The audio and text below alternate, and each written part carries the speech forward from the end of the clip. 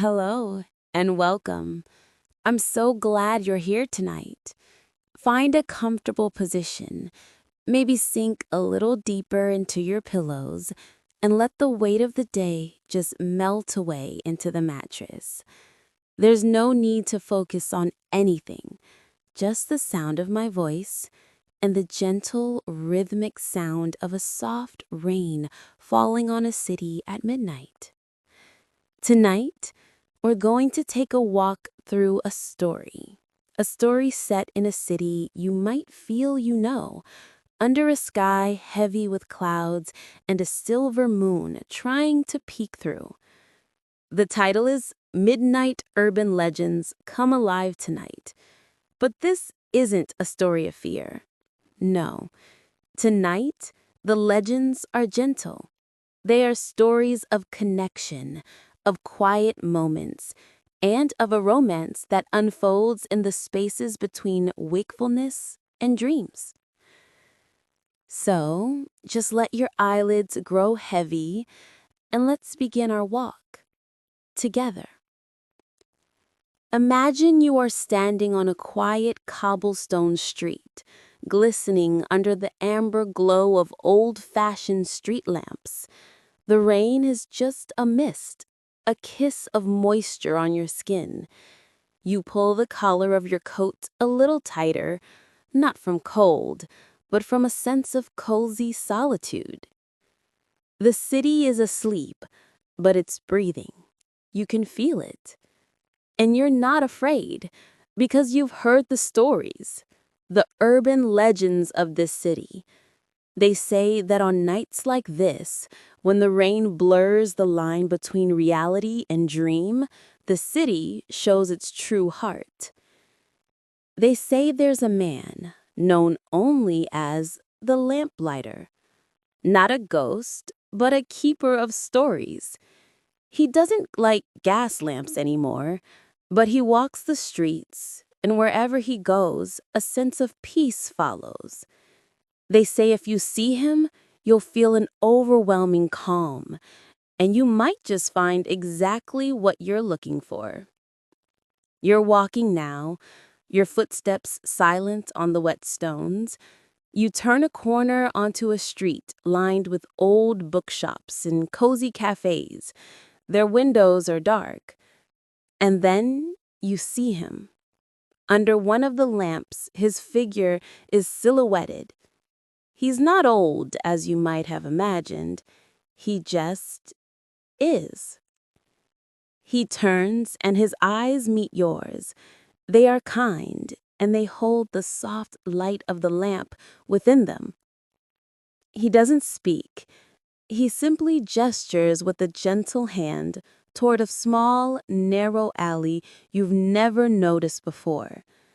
At the end of the alley, a single cafe window glows with a warm, golden light. The sign above the door is faded, but you can just make out the words, "The Midnight Page." Curiosity, warm and gentle, pulls you forward. You walk down the alley, the sound of the rain now a soft patter on the overhanging balconies. You reach the door, and as you push it open, a little bell chimes. A sound so clear and sweet, it seems to cleanse the air. The inside of the cafe is a sanctuary. It smells of old books, rich coffee, and vanilla. Every surface is warm wood, and plush armchairs are arranged in little nooks. And it's not empty. A few other people are here, scattered throughout, each lost in their own world of quiet contemplation, reading, writing, or simply staring into the flames of a small fireplace that crackles softly in the corner. And behind the counter is her. She is wiping a porcelain cup with a soft cloth, her movements fluid and calm. She looks up as you enter, and her smile is not of customer service, but of genuine welcome, as if she's been expecting you. This is Alara, another local legend.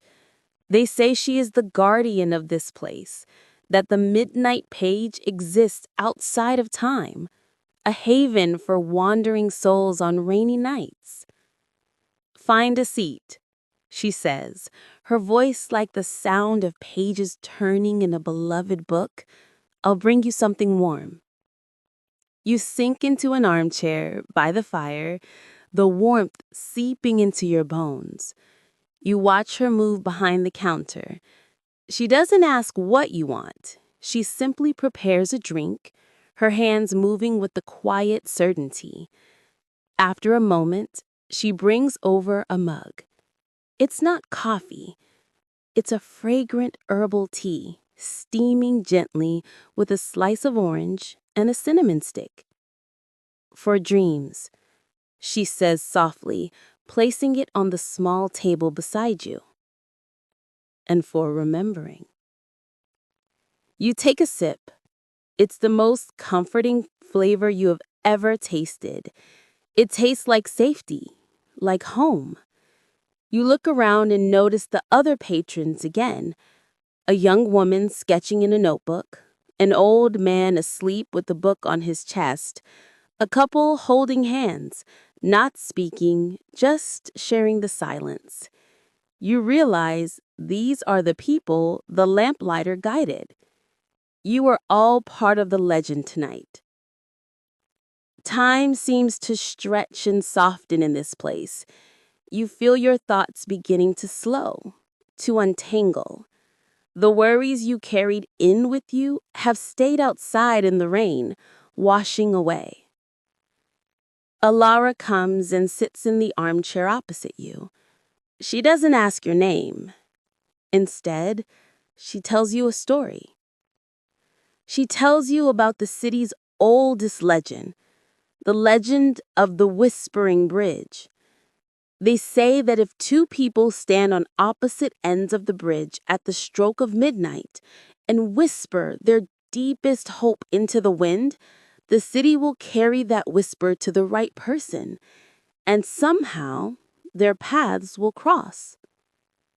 I was a whisperer once, and he was a listener. She nods toward the window, and you see the lamplighter outside, now standing under the lamp that marks the entrance to the alley.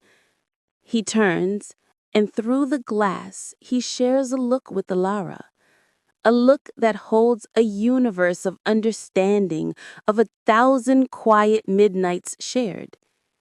It's a romance built not on grand gestures, but on the gentle, constant act of guiding lost souls to a place of warmth.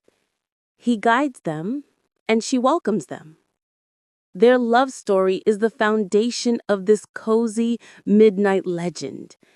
It's a love that built a sanctuary. You feel a profound sense of peace witnessing this. It's a romance that feels ancient and brand new all at once. You finish your tea, the warmth spreading through your entire body, making you feel heavy and relaxed. Your eyelids are like silk, so soft, so ready to close. The fire crackles, a soft, rhythmic sound like a lullaby for the soul. The golden light of the cafe seems to pulse gently, in time with your own heartbeat, which is now slow and steady and calm. You are safe here. You are warm. You are part of a beautiful story, a midnight legend of connection and quiet love. Let the feeling of that warm mug in your hands become the feeling of your soft blankets. Let the glow of the fireplace become the darkness behind your eyelids. Let the sound of the rain outside the cafe become the sound of your own peaceful breathing. In and out. In and out. The lamp lighter keeps his watch. Alara smiles from her counter. And you are drifting. In the most wonderful way. drifting away from the story now and into your own dreams, where perhaps your own gentle legends are waiting for you. Let go now. It's time to sleep. Deep, peaceful, restorative sleep. The urban legends have come alive tonight, not to scare you, but to watch over you as you rest. Sleep now.